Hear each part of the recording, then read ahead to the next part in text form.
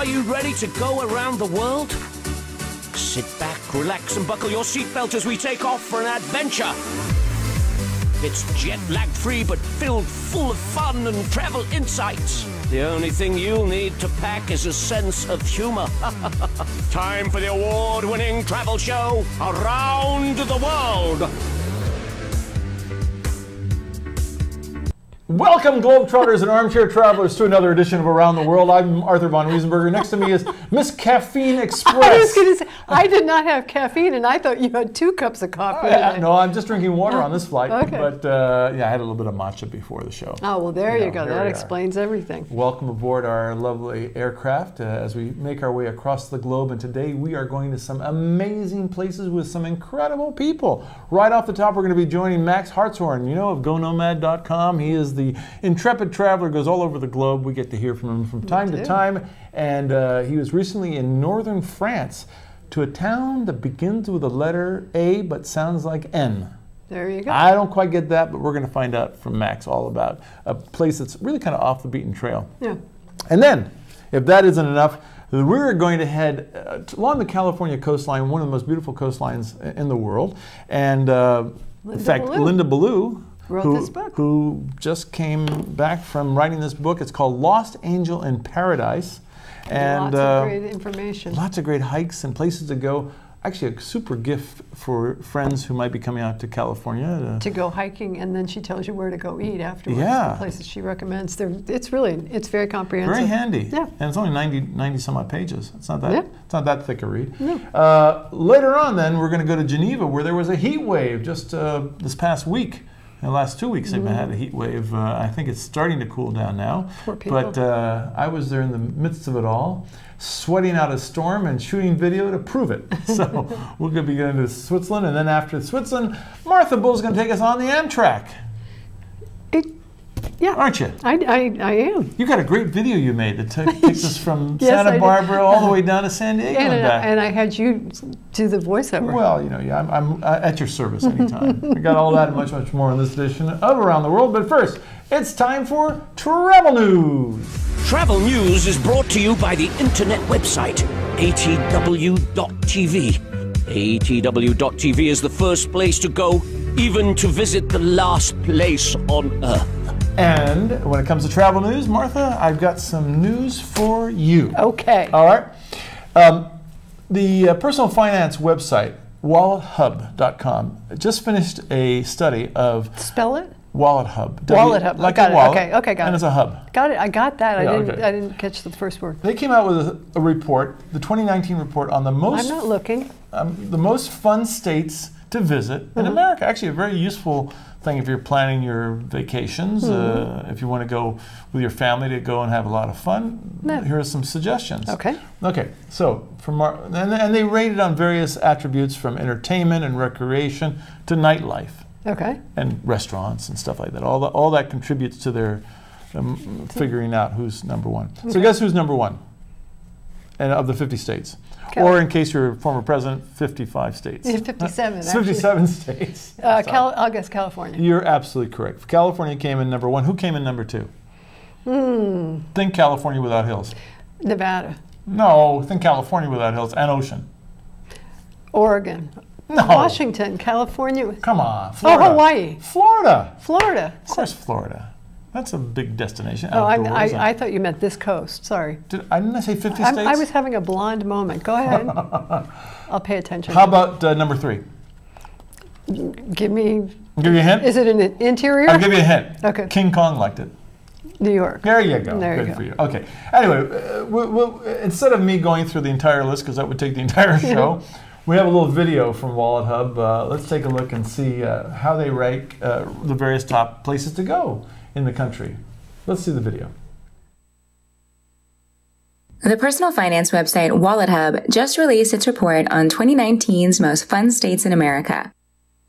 California ranked number 1, followed by Florida, New York, Washington, and Colorado. The fun continues in Nevada, Minnesota, Pennsylvania, Oregon, and Texas. The study was based on 26 metrics: California shined in number of attractions, restaurants per capita, and ideal weather, but could still use improvement in its variety of arts, entertainment, and recreation establishments. Full results can be found at wallethub.com. All right, so here's some questions for you, Okay. just in regard to their study. So most restaurants per capita, what do you think it is? Most restaurants per capita? Yeah, which state? California. I'll save you the pain. Okay. But how about the fewest restaurants per capita? What Probably state? Alaska. No, North Dakota. Really? Well, it's not a up there. surprise, is it? Yeah. Most movie theaters per capita? I have no idea. California. Oh, wait, I'll just say California for everything. Fewest? Delaware. Who knew, huh? Most golf courses and country clubs per capita? California. No, Michigan. And the fewest? Alaska. You're right. You're right. She's right. Okay. So I have only one. What was the lowest one?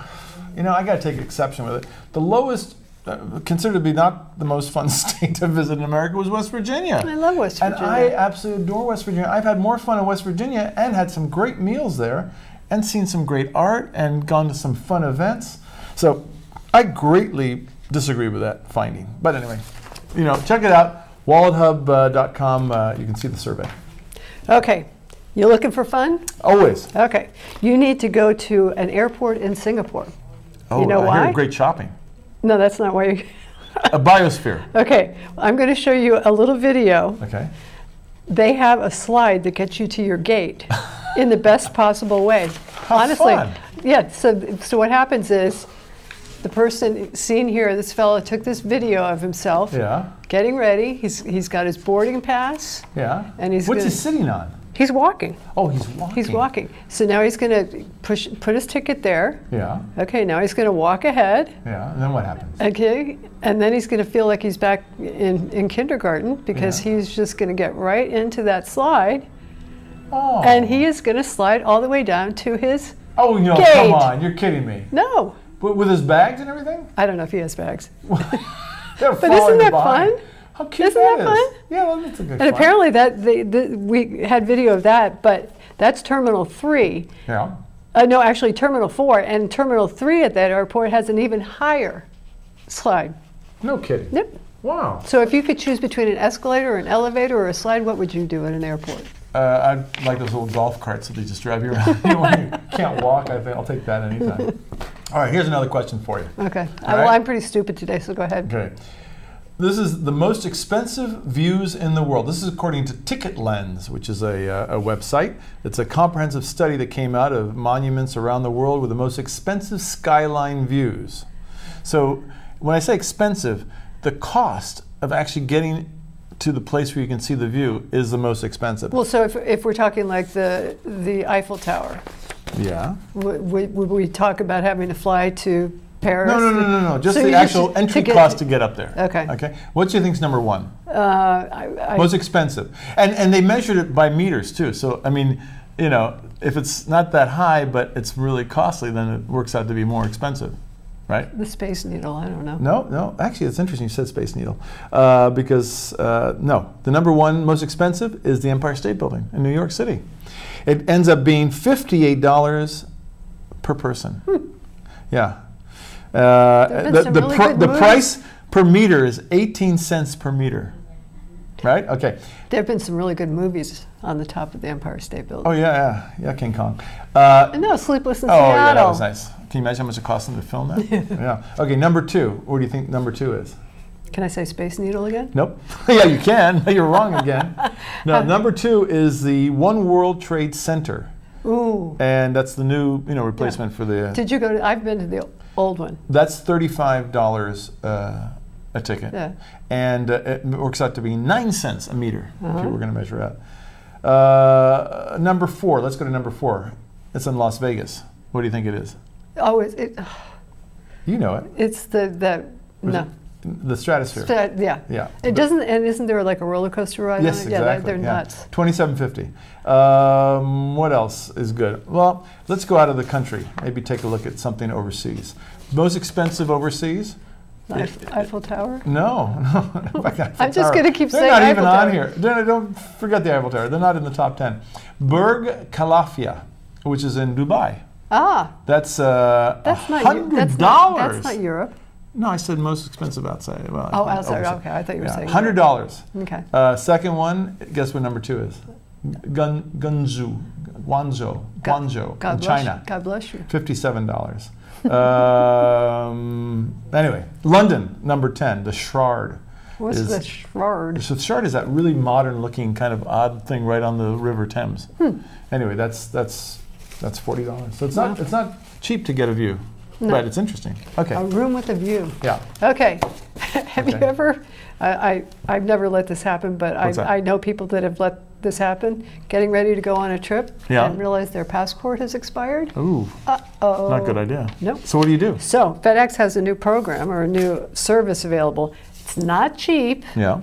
But if you have your tickets in hand and you're packing your bag and you pull out your passport and you realize I'm leaving in 24 hours, well, they can do it. You can go to there's like hundreds of 2,000 FedEx locations across the country. You can get your passport picture taken. They can expedite it to the federal government, and then they'll have it back to you within 24 hours. And they have tracking throughout the whole process, so you know exactly where that passport application is and as it comes back. And just so you know, it's going to cost you about $700. But it beats if you have if you have your plane tickets and you have your hotel reservations and everything, and you need the passport. That's the way to go, and that's the new service from FedEx. It's great to know. Now, it might cost you more if you're in the Eiffel Tower. Or Alaska. Or Alaska. That wraps up for Travel News, and Travel News is brought to you by the internet website atw.tv, the first place to go, even to visit. The last place you've been. Oh, okay, that sounds good. We're going to take a break. When we come back, we are going to go to World War I with Max Hartshorne. Stay tuned, we'll be right back.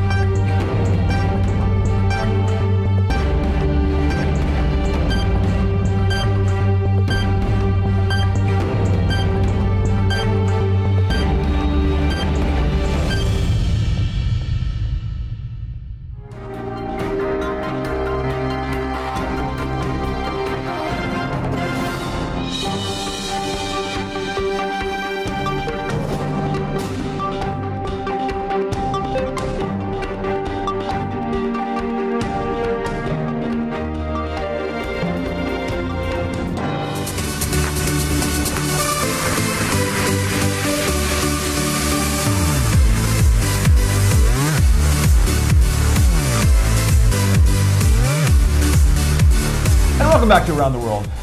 Martha Bull looking ravishing. Thank you, Arthur von Wiesenberger looking You look very dapper yourself. You know, I'm all dressed to go somewhere très chic, and that would be in France, right? Oui. Well, we have one très chic traveler. He is the intrepid traveler, goes all over the world. Max Hartshorne of GoNomad. He just was in France, and he was in northern France in a town called Aisne. I want to know how it's spelled first. Well, Aisne is actually spelled A-I-S-N-E. See, I would have known. You wouldn't have guessed that, but maybe Max can enlighten us a little bit more about Aisne and what there is to do in Aisne. Hello, Max. Good to be with you guys. Good to be with you, Martha and Arthur. Hi there. And Aisne is actually the little region, and some of the cities in Aisne, up next to near the Belgian border, are Léon and Saint-Quentin and Soissons. So some of these towns were famous for being the home of World War I. That's what happened up in that part of France. Wow. So did you go take a look at some of the World War I travel sites there? We did. It was a really fascinating series of things we did. There's a place where you can go, and it's a special road. It's called the Chemin des Dames. And that is the road where a lot of these attractions are taking place. World War I didn't happen for very long. It was about 3 or 4 years before the U.S. got in. But these people were bombing each other back and forth. And one place we went near the Aisne region was a place called the Dragon's Cave. It's the Cavern of the Dragon. And you can go. They just opened this new little place where you can go underneath and see where the Germans and the French on other opposite sides of the cave hid out from each other as the bombing was going on up top. It's really amazing story of this Caverne de Dragon along the Chemin des Dames, which is this road, and you can see foxholes, and you can see places where entire villages used to be that were now just a series of holes. Wow. It's pretty amazing what happened there. Was this town the same? Did this town also get devastated in the Second World War? No, it didn't. The Second World War really took place in much different parts of France. There was some activity, but the bulk of the World War I was really fighting over this region that was up near Belgium. So you see the city of Ypres in Belgium, where they had the gas attacks. All along that northern frontier was where the World War I happened. It was an unusually small area where it was, and that's why they never really ended World War I until the United States came in, and then it was curtains for the Germans. Wow! Huh. Wow! Interesting. Is it a place that you would go to? I mean, as a traveler for a day or two, or is it just like passing through on the way to somewhere else? Well, I was there for 4 days, and I really had a very full 4 days. We got a chance to see some of the World War I sites, and then, like any place in France, there's wonderful places where they grow champagne. Near the Champagne area, so there's champagne vineyards to visit and some castles to stay. I stayed in this most wonderful castle. I couldn't get over this castle I stayed in. They have a medieval, it was a castle, and it was attached to an older medieval castle. So it was like an 1800s castle attached to this like 10th century ruins of a castle. Just some of the most beautiful countryside and walled medieval little villages like Léon. And some just amazing sights that it was a fun to be in a part of France where you don't see as many Americans and you don't see as many tourists. It really was, just French tourists, Belgian tourists, but not the same, people that you might see in Paris or in Rouen, places where they're more common for Americans to visit. So I imagine, we're looking at the castle now. I imagine being there would be probably springtime or fall would be a good time of the year to visit. Yeah, I've always thought, France gets dark pretty early up there. The same contrast is because in June you're there and it's about 9:45 and it's still light. But yeah, I mean, I think that France is a spring, summer, and fall destination. I'm not sure you'd want to go to Aisne in the middle of February, but the historic sites are marvelous and some of the buildings are just incredible. We went to this one place, Soissons, and there was it looked like a cathedral, but you could look right through it, because it had been taken apart and used as a quarry. They sort of took all the stones out of it to use for other buildings, so it's like an abandoned quarry. It was an abbey in Soissons. Some of these towns are just places that people don't really know about. And I mean, in Italy, the biggest problem for Italian tourism is that everybody wants to go to the three cities. They want to go to Florence, Rome, and Venice. I think in France, too, Paris is pretty over-touristed. But if you go to France and you go to some of these places like Aisne, and it's an easy train ride. I took a beautiful train right up north. It's so easy to get there with these high-speed trains. You could just, and I think finding some of these less discovered places, especially for people who like history, it's fascinating. And I would really recommend this part of France. It's only about an hour north of Paris. Oh. Now, and did you have an opportunity to eat in any restaurants, or were there any restaurants in this area? Oh, it's fantastic. The food is just so good. I mean, I just couldn't get a bad meal.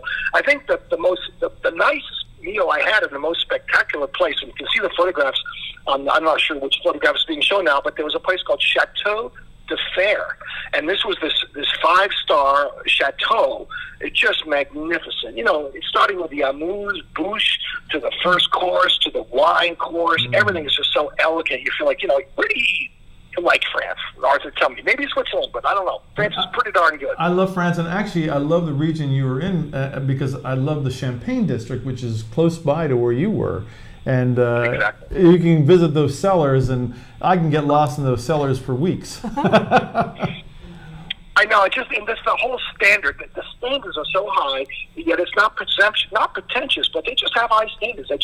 You go into a little, small little village and go to a little restaurant for lunch, and what you're being brought. I remember the last thing I did, I went to this wonderful place along a river, and we went into this little magical little kind of a little auberge hotel, and they brought out this plate of beef bourguignon with the most delicious beef, and they had this tiny little tart, a little tiny zucchini tart, about 2 inches, a little cylinder. And I've been wanting to make that ever since. I've been trying to figure out how do I make a zucchini tart as good as I had in that part of France. Wow. I'm still trying to make it.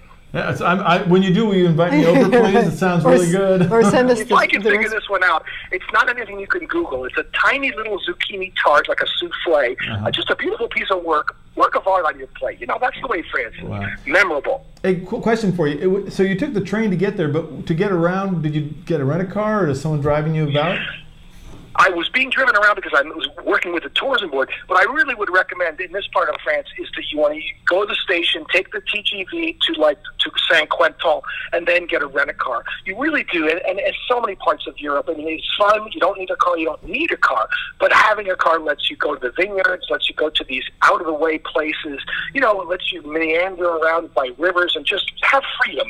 And there's I think car rentals in Europe are not that expensive. You don't end up driving that far, because for the long distances, you take the train.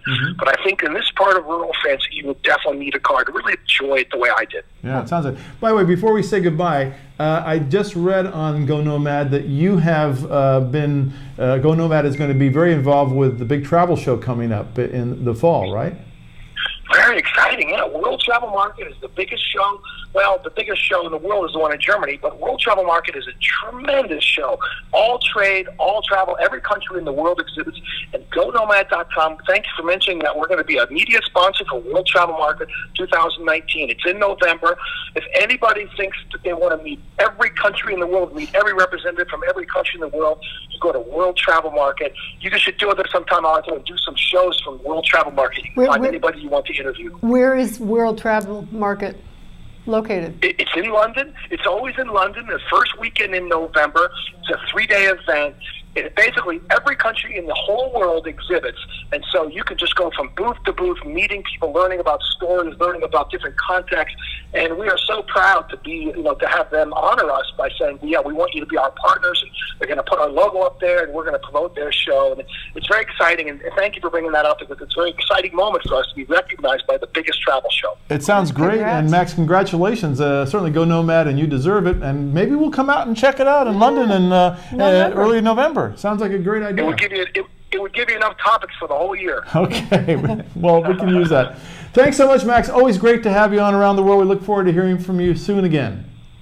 Okay, thanks very much. Good to talk to you. Bye, Max. Take care. Bye-bye. All right, bye-bye. We're going to take a quick break, and when we come back, we've got much more here on Around the World. Stay tuned. We'll be right back. Canine of mine, friend for all time. So glad you're my best friend.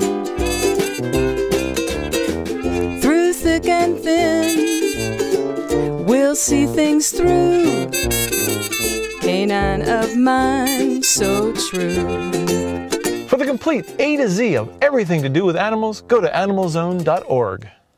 The Santa Barbara Humane Society is an independent, local, community-based nonprofit with adoptable animals ready to find a forever home today. The Santa Barbara Humane Society offers low-cost spay and neuter and vaccinations to cats and dogs in our community. And Dr. Sisk is our veterinarian who performs those surgeries and helps with the vaccinations.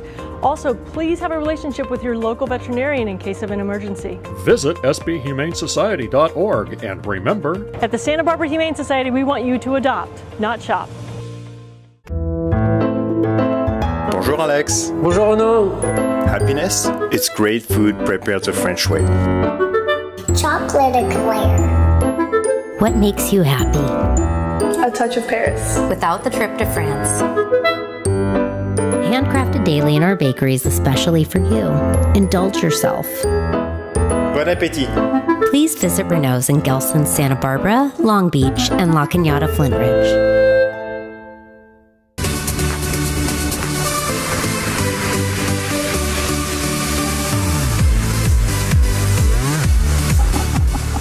Welcome back to Around the World. I'm Arthur von Wiesenberger, and Martha Bull is here, and she's telling me to stop it, and I haven't done anything quite yet. You're like a kid in second grade poking at people. I know, it's fun to poke with Martha. Anyway, folks, welcome back to Around the World. We got a great segment coming up now because one of our favorite travelers, Linda Ballou, is in studio. Linda has just published a book that's come out called Lost Angel in Paradise. It is all about hiking and exploring the California coast, from Malibu and Santa Monica all the way up to Point Reyes and Fort Bragg and beyond, right?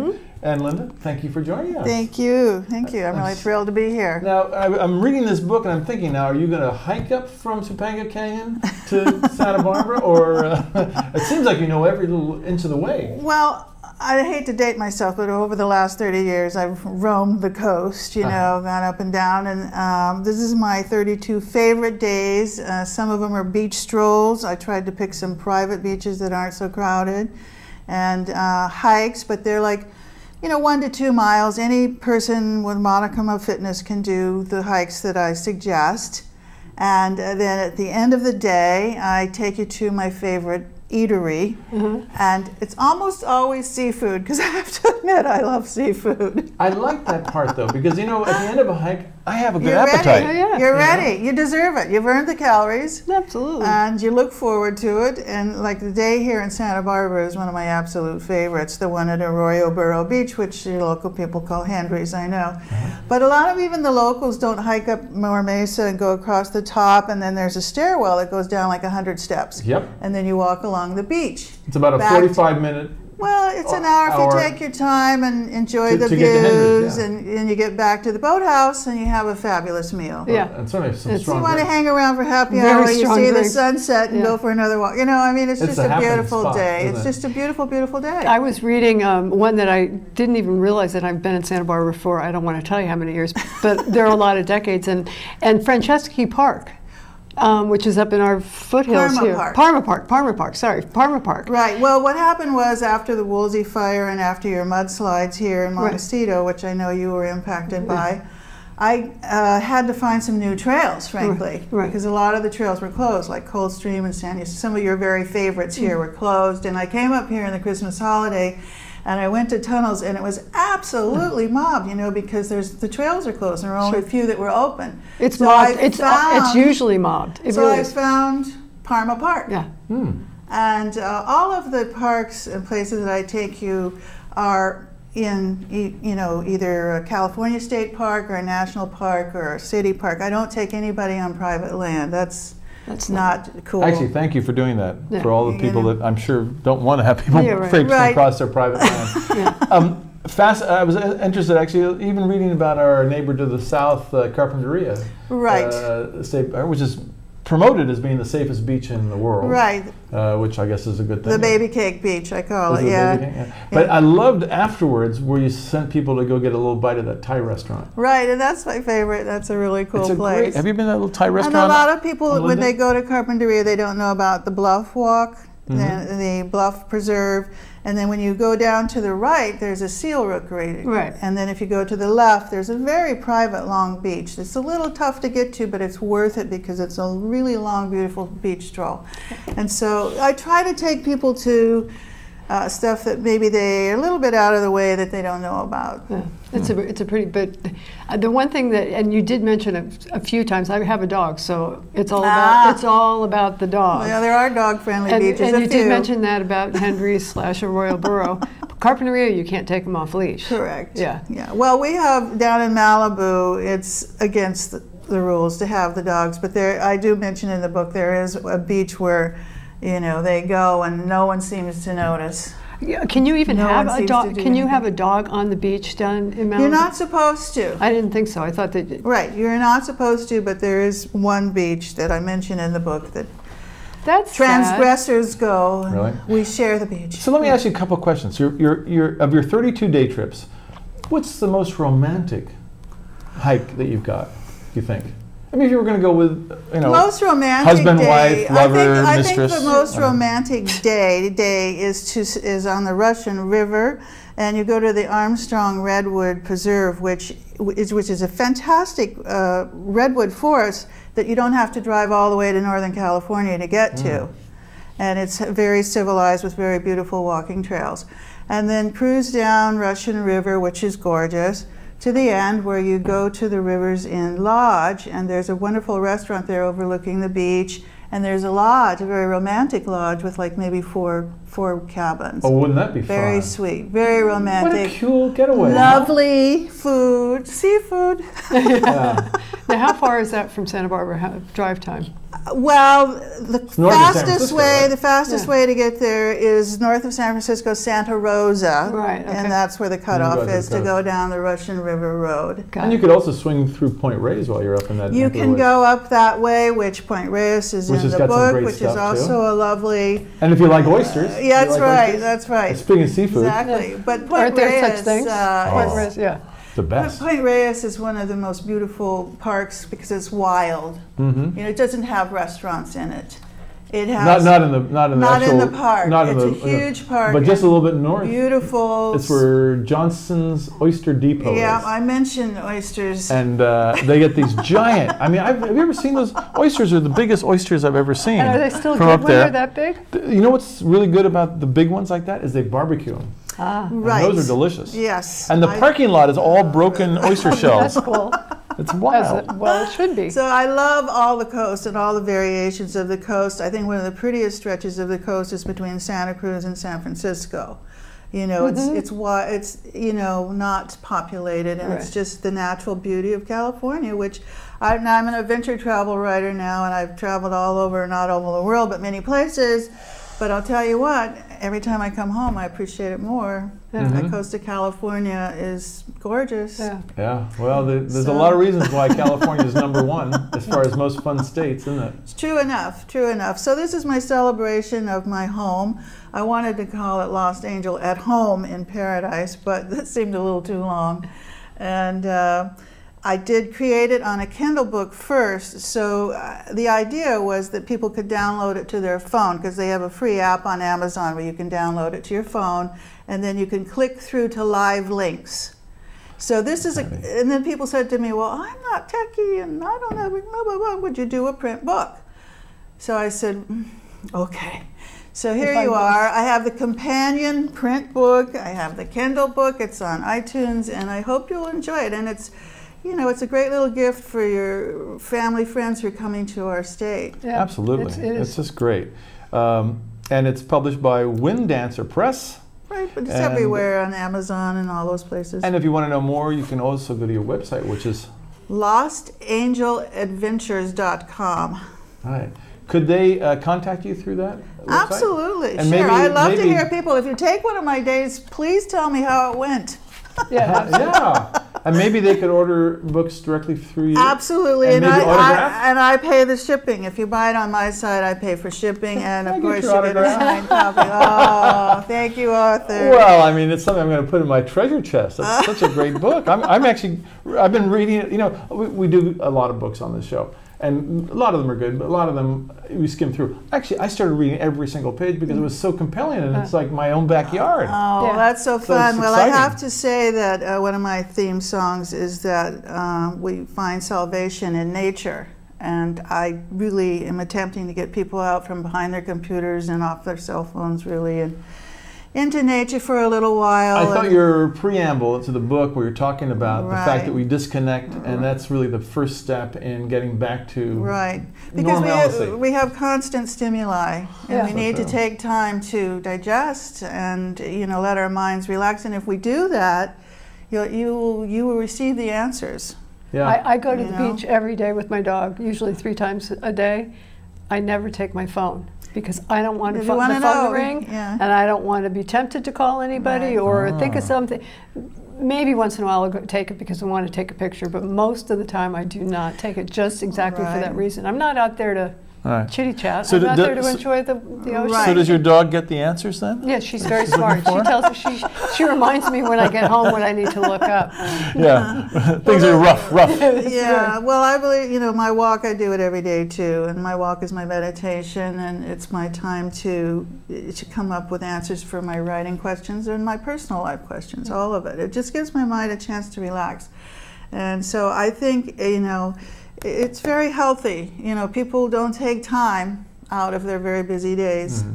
And I really wish they would, and I'm making it real easy for them. Yeah. Linda, you got some trips up on the horizon? Well, you know what? I do. I've got a big trip coming in 2020 to Australia. Oh, great. And I got a whole week in Tasmania. Oh, you devil, you. That's right. I want to hear all about Tasmania. Will you take pictures of that little Tasmanian devil? Well, I can't wait to come back and tell you about it. Okay. It's, I'm really excited. I've been wanting to get down under for a long time. I've been to New Zealand, but Australia is a big trip, you know. Sure. So I'm super excited about I know that. what time of year you're going to go. I'll be in the summertime down there. Got it. Right. That So, sounds great. yeah, All right. I'll be back. Well, thank you so much for Yay. coming in today. Thank It's great you. to see you, as All right. always. And Thank you. again, don't forget, get this book, Lost Angel in Paradise. It's really, really a is. great read. You'll enjoy it, Yep. and we appreciate it. Thank we're gonna you. we're gonna take a break. When we come back, we're going to be going to Geneva, Switzerland Yes, next, we are. and see the heat wave. Stay tuned. We'll be right back. See the heat wave? How about experience it?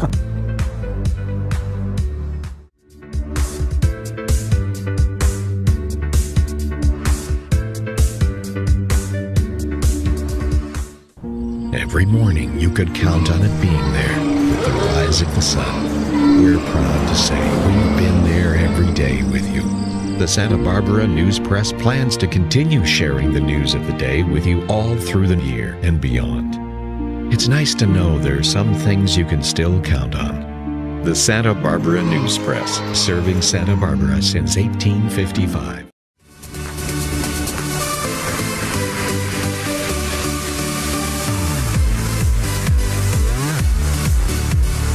And we're back, and it's getting warm in this airplane. Have you noticed? You should have some water. Maybe have a little more of this Kopu water, which just keep me nice and hydrated. But you know what? The temperature was really hot last week and the week before in Europe.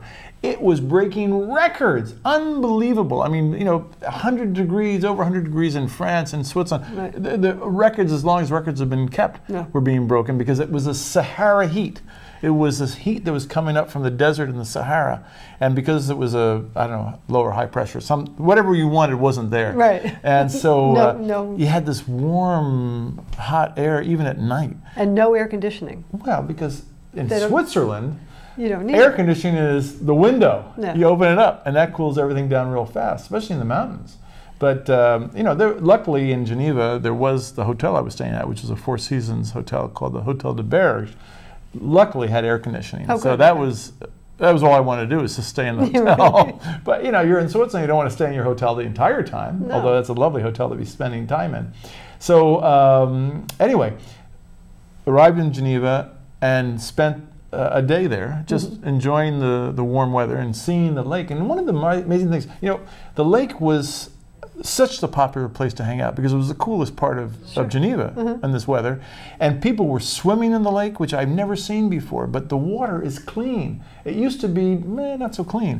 Now it's beautiful. You can see the bottom of the water. Wow. And people were diving in, swimming around. Do they have boats in there? No. Oh yeah, they got boats, Okay. and people are, you know, have these little pedal boats, and they go out to the famous fountain, the iconic fountain, the Jet d'Eau, and that's blowing water around. So definitely by the lake was the place to be. Yeah. But anyway, we have a video. So why don't we see Geneva in heat?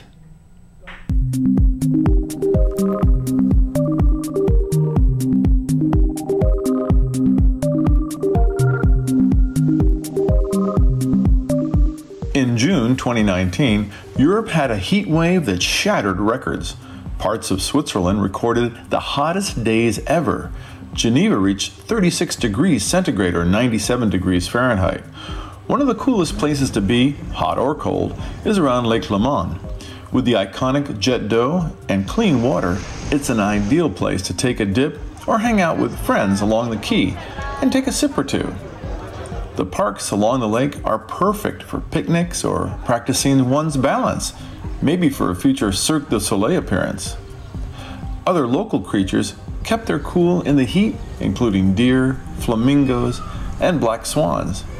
Even 2 strolling peacocks got out of the swelter for some cooler shelter. A great place to chill out is the Four Seasons Hotel de Berg. The historic neoclassical hotel is the oldest in Geneva and first opened in 1834. With 115 rooms and suites, it is in the heart of the lakefront, just steps from the Pont de Mont Blanc. Rooms are luxurious and comfortable with air conditioning, quiet calm, and personal service. Breakfast is a celebration for the taste buds. Specialties like viande séchée, sliced smoked salmon, local yogurts, Gruyere, raclette, and Parmesan cheeses. Cereals, Bertram muesli, fresh fruit. Healthy smoothies.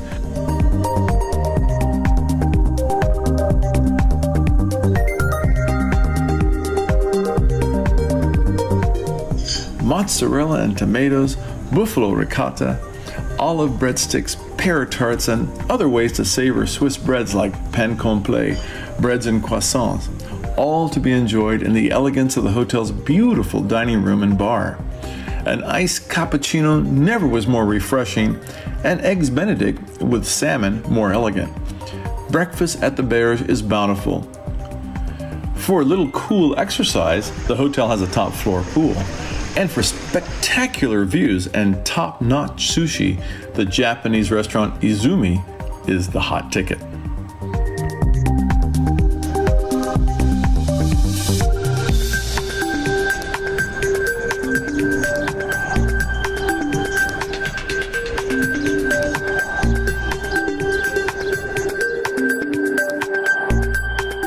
As the sun slowly sets over the lake and the evening lights come alive, the Ferris wheel, or Grand Roue in the English Garden, is a big part of the Fête de Genève in the summer.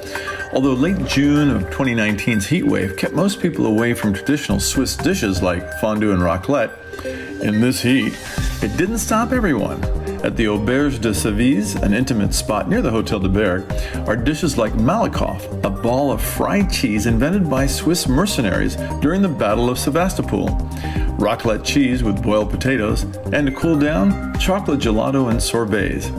Then a delicious Swiss specialty, meringues with Gruyere double cream.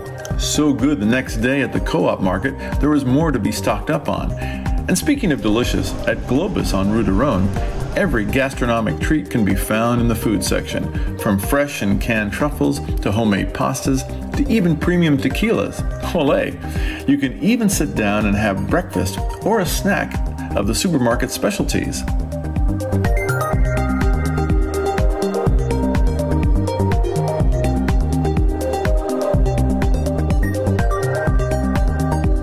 The towering mountains around Geneva, like the Mont Blanc, still have snow in midsummer, although the heat wave has increased the water flow into the rivers and lakes. At Geneva's Botanical Garden, where the tranquility of nature can be found right in the center of town, the conservatory and gardens are rich with exotic and tropical plants, over 16,000 different species.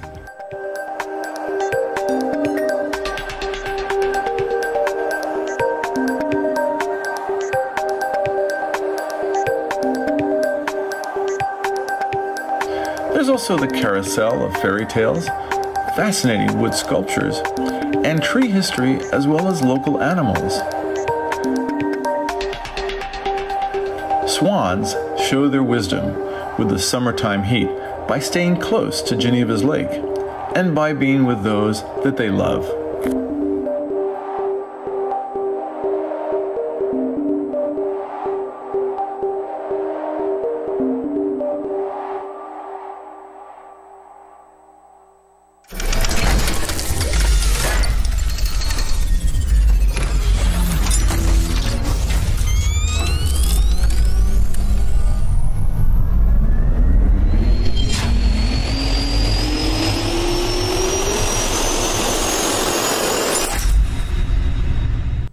I love those swans. Aren't they beautiful? Little... And those swans were so. I mean, I was just about this close to that swan, and it didn't get spooked at all. I mean, they're used to people because people come down and feed them, and that's right in front of the Hotel de Berge. Yeah. By the way, if you do want to go to Geneva, a couple of sites you may want to visit. One of them, of course, the best site for visiting Switzerland is a site called myswitzerland.com. It has everything about everywhere in Switzerland. You can find all about the Swiss rail passes, the Swiss travel passes, which are great ways to visit Switzerland and save a lot of money because you get into sites and attractions and discounted or free. Right. And that's a good price. It's free is right. And of course, Swiss rail is a wonderful way to travel. And they also use the buses as well. And on the lake, you can use on some of the boats. Oh, cool. So that's kind of cool. And Four Seasons is the you just put Four Seasons Geneva, and you'll find the hotel there. Even if you don't stay at the Four Seasons, just go to look at the flower arrangements. Well, it's beautiful. I swear the Four Seasons knows how to do it. They do it. And it's a beautiful bar in there if you want to go in for a drink in the afternoon. The terrace is really pretty too. Yeah. Anyway, great place to go, and there we go. There's Geneva. I'd recommend it when it's under 100 degrees. Yeah, which usually is most of the case. This was really unusual, but anyway, it's nice to be in Switzerland even under those kind of conditions. We're going to take a quick break. When we come back, what are we going to do? We're going to go maybe to Choo Choo with Amtrak. Yeah, stay tuned. We'll be right back.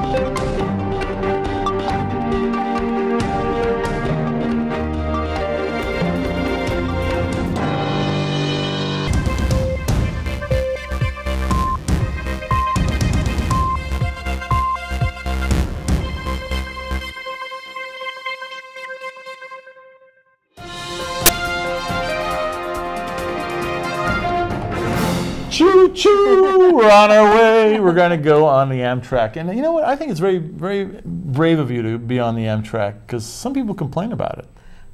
Like it never gets to where you're going or it's really delayed. Sometimes it does. I mean, I live right near the Miramar, so I know when the trains are on time and when the trains aren't on time. But I will tell you, I have my oldest friend from college lives in Glendale. Sometimes you want to drive down there and see her, and sometimes you don't feel like doing that. And it's so much nicer to get on the train. You can, first of all, you can reserve your seat or reserve the car because they have coach class and they have business class, and you can reserve it online, super easy. You can print up your boarding pass. For example, for me to take the trip from Santa Barbara to Glendale, it would be $30 in coach. It would be an additional $15 to go business class. And what do you get? In business class, first of all, they give out a whole box full of snacks, all different kinds of snacks. They give you trail mix and a little bit of cheese and crackers and cookies, and yeah, which is kind of nice. Then they also give you, if you'd like a little bottle of wine, or if you'd like water or coffee or some sodas, they give That's all included? That's all included. The wine? Yeah. Wow. Yeah. Who knew? I can drink $15 worth of wine real easy. I don't know if they give you a second bottle, okay. Second glass. But anyway, super easy. And if you've gone on the Amtrak before and you're familiar with getting on and off the train, particularly in Santa Barbara, we have a really nice parking lot right by the train tracks. Yeah. And if you know, and you always know that the very back car heading south is going to be the business car. You can literally, I pulled my car up and it was in the very first spot, and I had to walk maybe 15 feet and walked right onto the train. No exercise for you, huh? No, absolutely not. And then they're pretty efficient getting you on the train, and then you generally, some people, they have a handicap area down below where people that can't make it up the stairs can stay, and then you just you wander up the stairs. They have nice big bathrooms. Upstairs is really observation area. Sort of, right? yeah, exactly. And the seating's very comfortable. They have some that are 4-seater, so you can be facing forward or backwards, or you can just be two at a spot.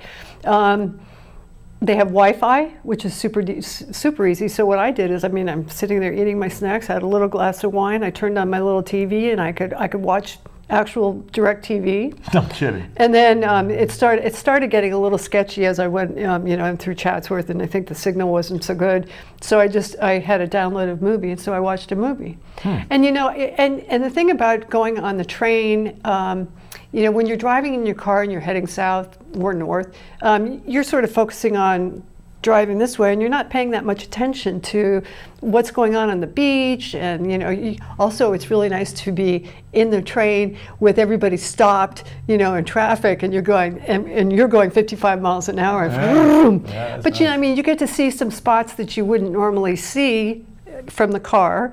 You know, coming back from Glendale 2 days later, it was really fun to see how many people all along the Ventura coastline were at the beach and just frolicking around, and you know, it was just really fun. You can't really see that as, you know, as in detail as you can from the train. I've also taken the train up to San Luis Obispo. We were just, you know, on one of those cool old cars that they add to the end of the train.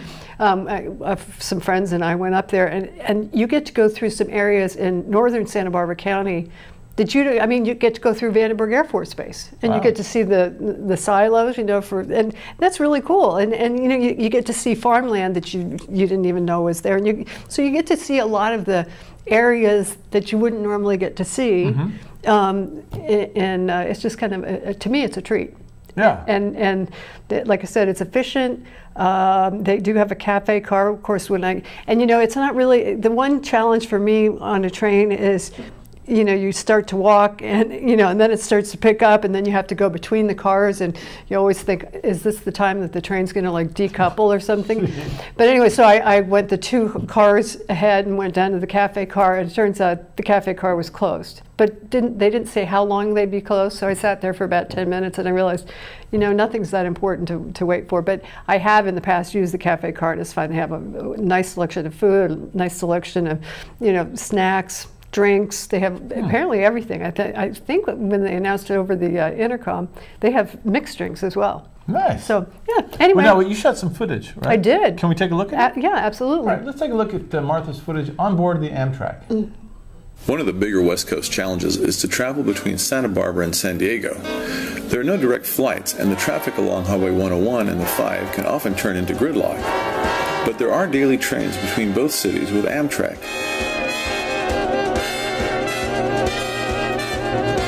It's better to take the train than drive down. When you arrive in San Diego, you're nice and rested. You have a lot of time to do good things in San Diego. The Pacific Surfliner is the second busiest corridor in the U.S. In fact, California has the highest Amtrak usage of any state in the country. In 2013, the route carried over 2.7 million passengers. There is coach and business class seating. Since end stations are not equipped to turn equipment around, the trains are operated in a push-pull mode. The locomotive is at the rear of the train, pushing trains from the north, Santa Barbara to Los Angeles, as well as pushing trains from San Diego to Los Angeles. In Los Angeles, the locomotive reverses and pulls the train.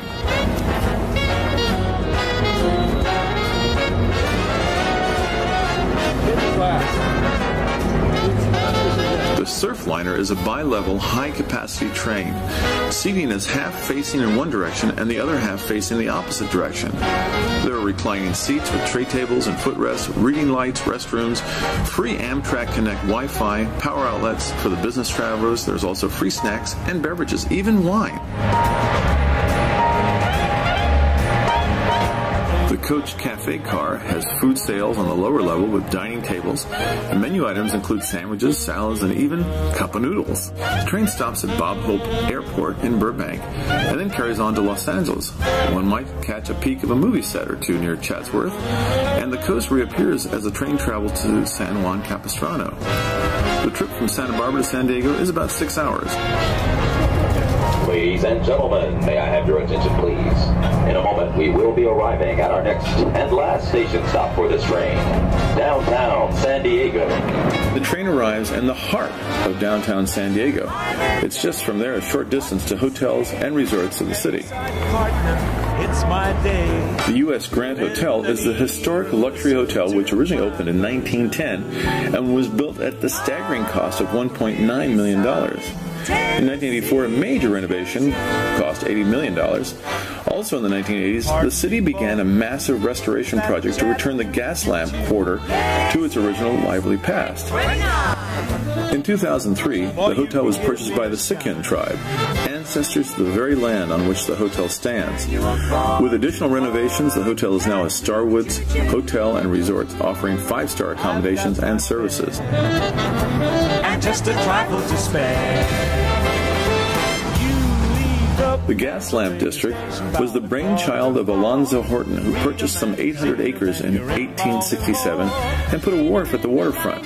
He built a 400-seat theater and also the town's first bank. The area's booming prosperity brought in gamblers, including Wyatt Earp, as well as brothels. Today, one can take a walk through the gas lamp quarter and read the fascinating and colorful history of her many historic buildings. The area has returned to its lively past, having a booming restaurant and bar business at night, which even spills over into the mornings after. A certain party at the station. I used to call Funny Face. She's gonna cry until I tell her that I'll never roam. Taking the Pacific Surfliner back up the coast is a relaxing way to once again see Southern California's amazing scenery without the stress of the area's frustrating road traffic. All aboard.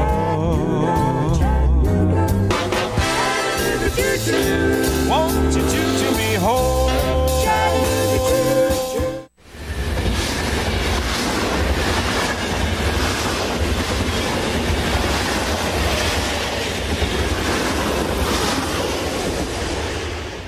We had dueling reports there. What a great video you did. Really, and I my voice. I like the narration. Your voice is perfect. Now, the one thing that I wanted to mention about if you're leaving out of Santa Barbara, and I don't know if this is the case throughout Southern California, but if you keep your boarding pass and you've parked in the parking lot, they charge you $5 a day rather than the maximum, which is really, you know, that's a good point. It's a really good point. So make sure if you've parked in the parking lot, you show them the boarding pass, and they'll only charge you $5 a day, and I think it's a maximum of 30-day stay.